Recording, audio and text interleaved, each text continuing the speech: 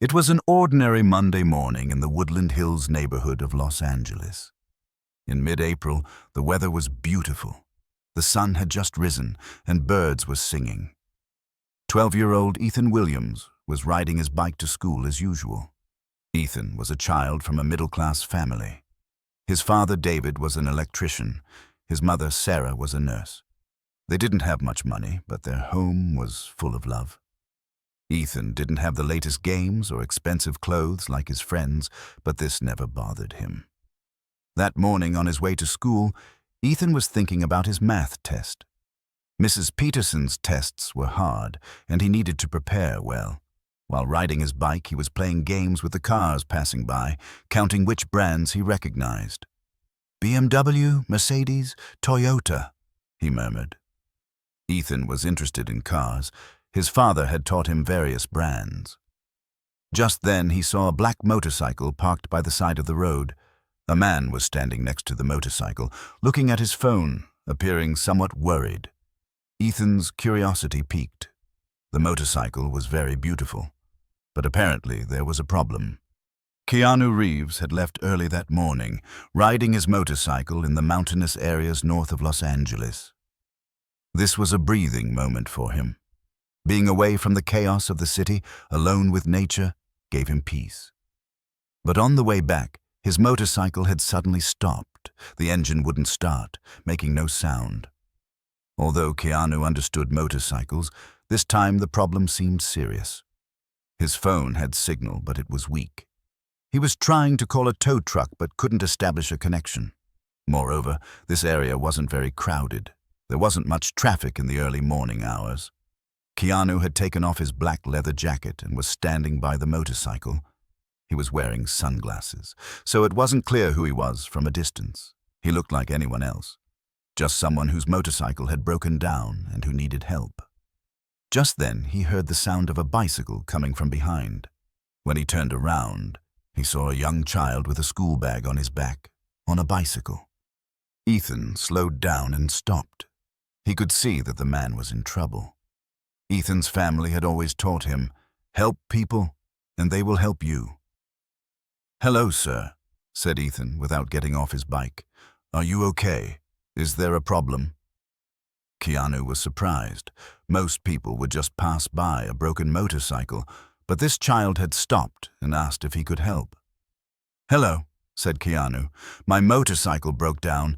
I'm trying to call a tow truck, but the phone doesn't have much signal." Ethan looked at the motorcycle. It really was a beautiful motorcycle. "Wow, beautiful bike. Is it a Kawasaki?" "Yes," said Keanu, smiling. "Do you know about motorcycles?" "A little," said Ethan. "My dad teaches me about cars and motorcycles. I wonder what's wrong."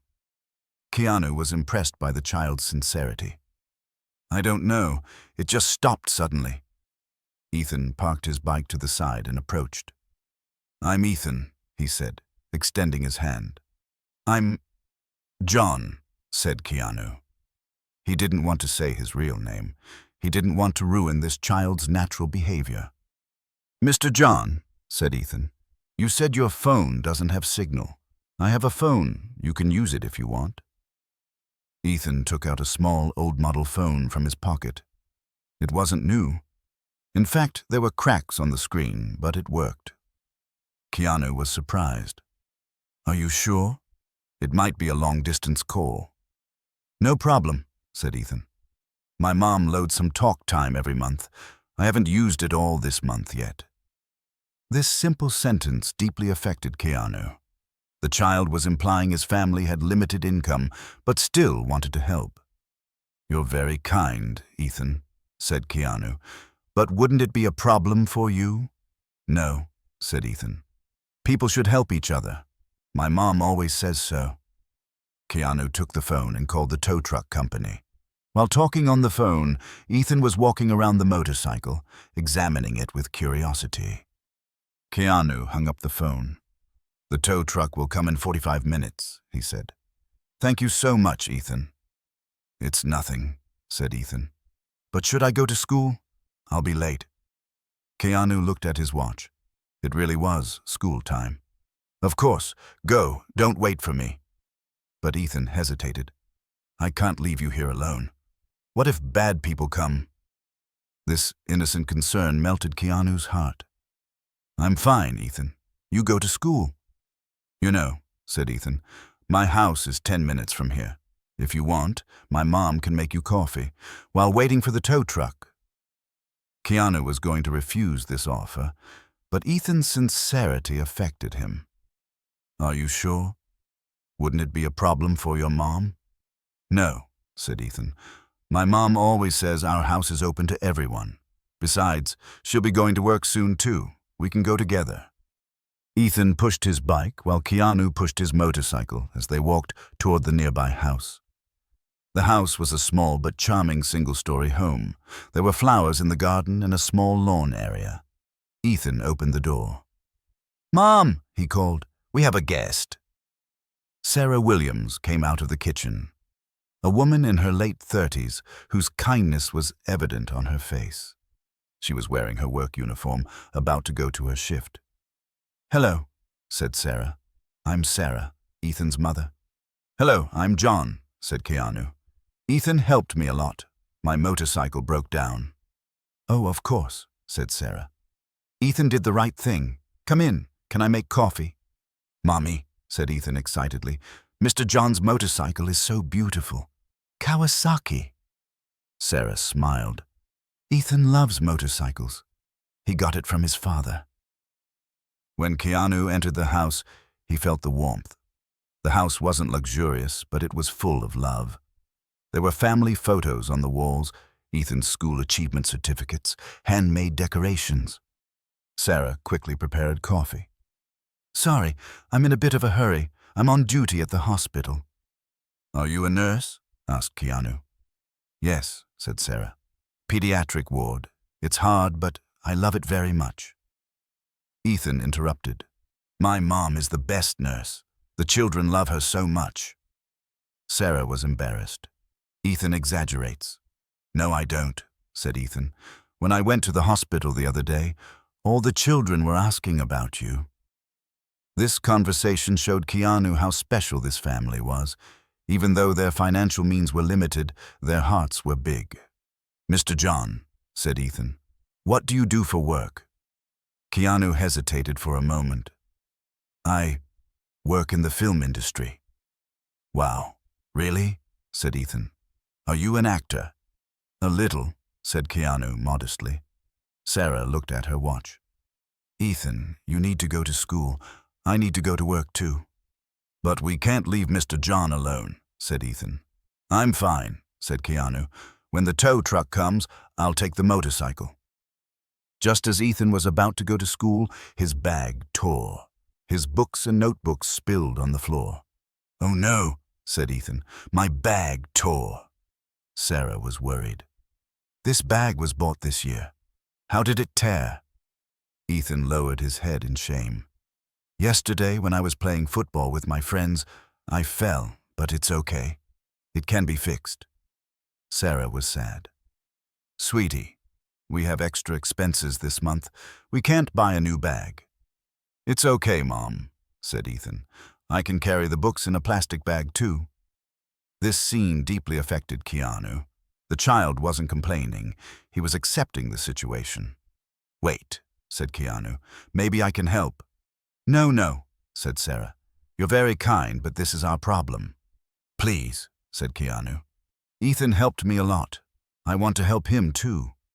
Sarah had to go to work. She left Ethan with John and went. Ethan was also in a hurry not to be late for school.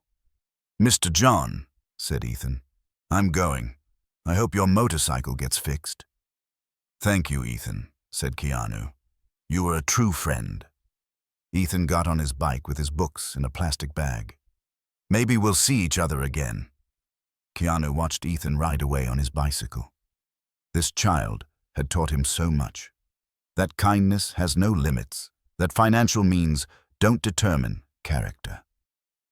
When the tow truck came, Keanu took his motorcycle to the service, but his mind was on Ethan. How could he thank this child and his family? That same evening, Keanu did research. He found Ethan's school, his address, but just thanking wouldn't be enough. He had to do something more meaningful. The next day, Keanu went to Ethan's school. He met with Principal Miss Anderson.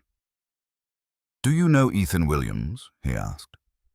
"Of course," said Miss Anderson.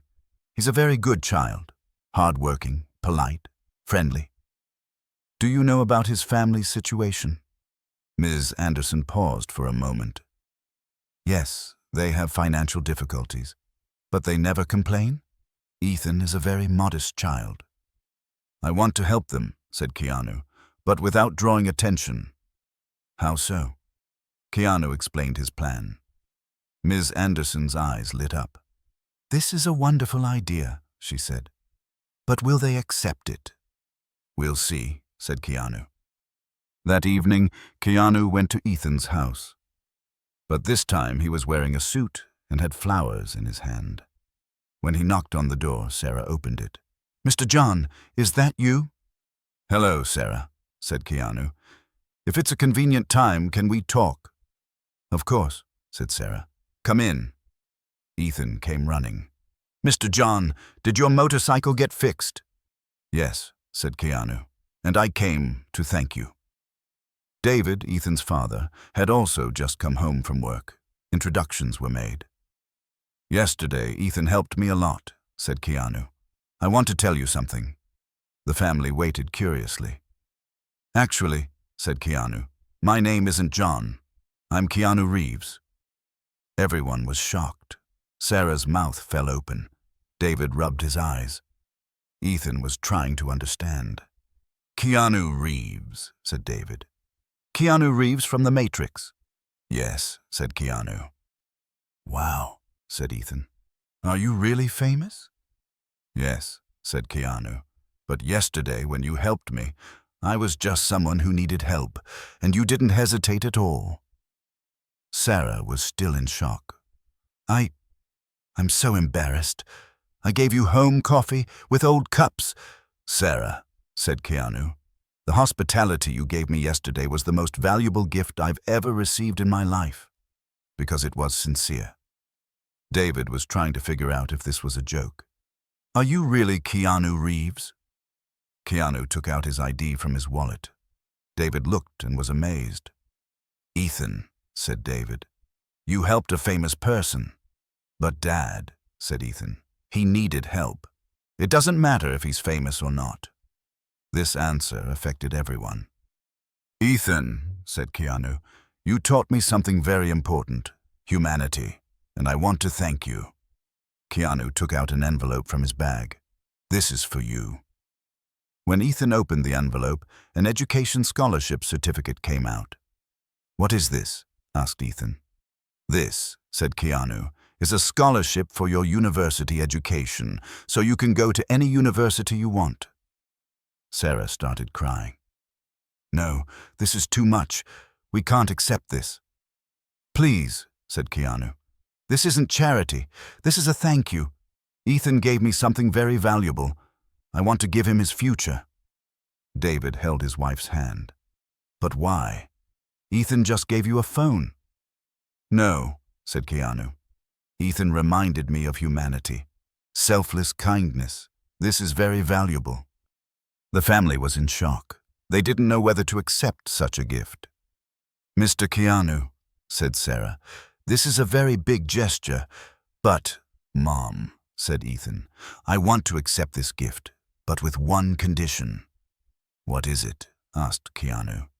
"When I grow up, I'll help other children too, just like you did for me." Keanu smiled. "That's a perfect condition." David and Sarah looked at each other.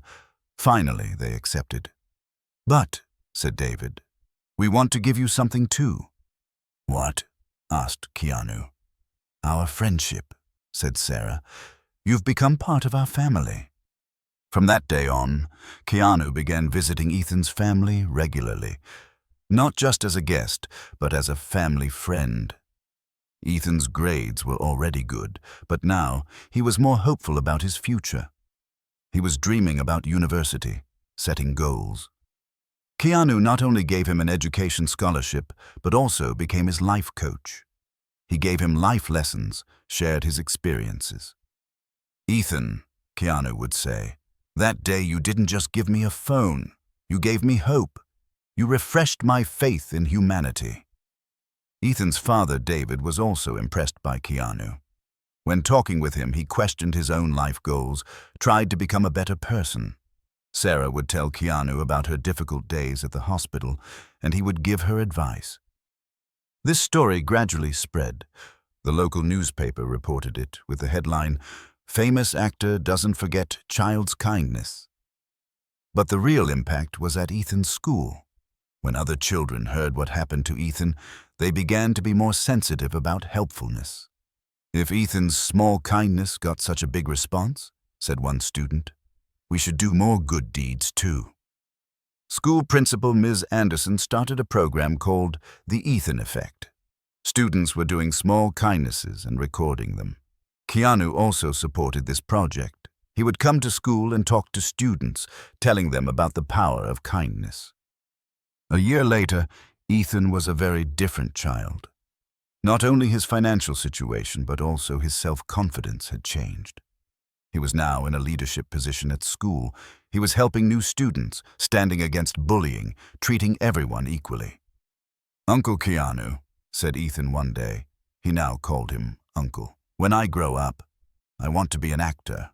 "Really?" asked Keanu. "Yes," said Ethan. "But not just to be famous. I want to use my platform to do good." Keanu smiled with pride. "That's a wonderful goal."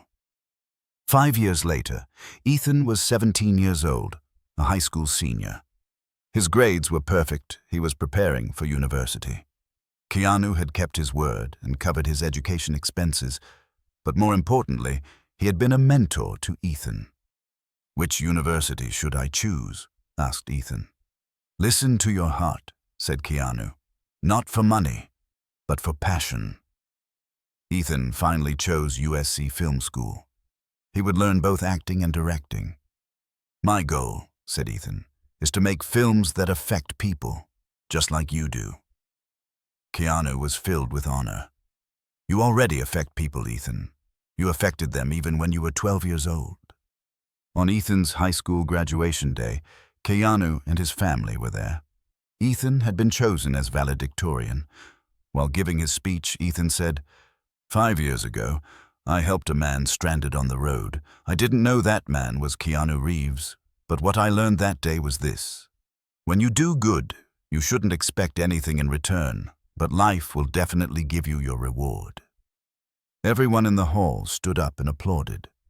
"Uncle Keanu didn't just give me an education scholarship," said Ethan. "He gave me a life lesson, and I will give this lesson to others too." Keanu wiped his eyes. This child had taught him so much. Today, Ethan is 22 years old, has finished university, and stepped into the film industry. His first short film is called Small Kindnesses and was inspired by Keanu's story. Keanu still meets with him, supports his projects, but now it's not a mentor-student relationship, but an equal friendship. "Ethan," said Keanu last week, "that day you didn't just give me a phone. You gave me my future." "You gave me my future too," said Ethan. "No," said Keanu. "I just opened the door. You were the one who walked through." Ethan is now founding his own foundation, Small Kindnesses Foundation. His goal is to encourage children to do good deeds. This story teaches us the greatest investment is the kindness in a child's heart, and the return on this investment is much greater than can be imagined. That day, Keanu Reeves didn't just get phone help. He received the seed of kindness that would be done for future generations. If this story affected you, don't forget to hit the like button. Have you done such a kindness in your life? Share with us in the comments. Don't forget to subscribe for more inspiring stories of Keanu Reeves.